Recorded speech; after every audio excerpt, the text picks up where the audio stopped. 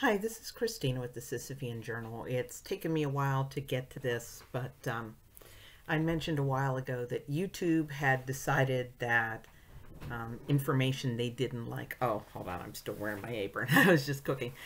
Information that they didn't like violated their community standards. I had done a lengthy article, a lengthy video in which I cited a lot of things out of congressional record and other sources, provided links to all of them.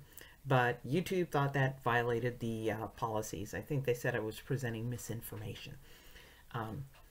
But they wouldn't say what I had said constituted misinformation. So instead of providing all of the information that I provided in that lengthy video, I'm going to do a series of videos in which I cover each item separately, so that at least I'll know what it is that YouTube decided is misinformation. YouTube, I am only saying that it says this in the article, okay?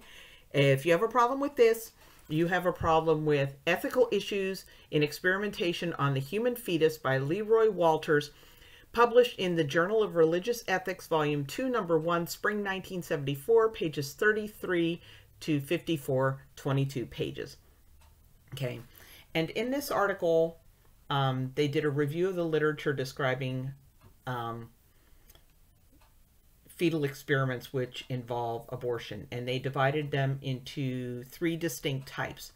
Type 1 experiments are those performed on the fetus in utero in anticipation of an abortion. So in other words, they know the woman's going to have an abortion, so they start the experiment so they can collect data from the fetus after it's aborted. Type 2 experiments are performed during the abortion, but prior to interruption of the feto-maternal circulation.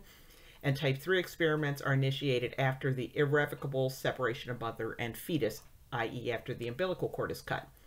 So here is an example of a type 1 experiment that appeared in an essay entitled Isolation of Attenuated Rebella-Vaccine Virus from Human Products of Conception and Uterine Cervix, published by Vaheri et al., 1972.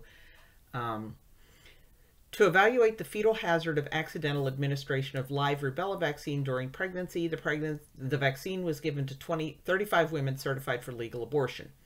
The gestational age at the time of vaccination, counted from the first day of last menstrual period, ranged between 49 and 107 days. So 49 divided by 7, can't do it in my head.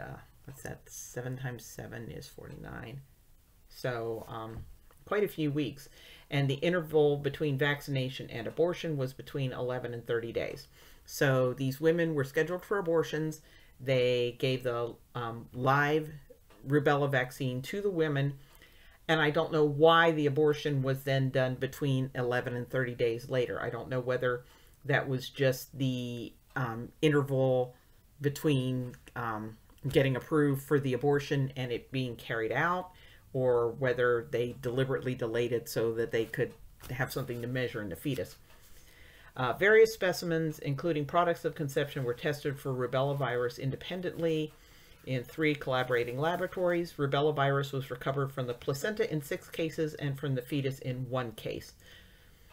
So that is an experiment that was performed in which women who had decided that they were going to abort their babies agreed to have this vaccine so that after the abortion, the fetus and the placenta could be collected and they could determine whether the virus from the vaccine had passed through into the baby.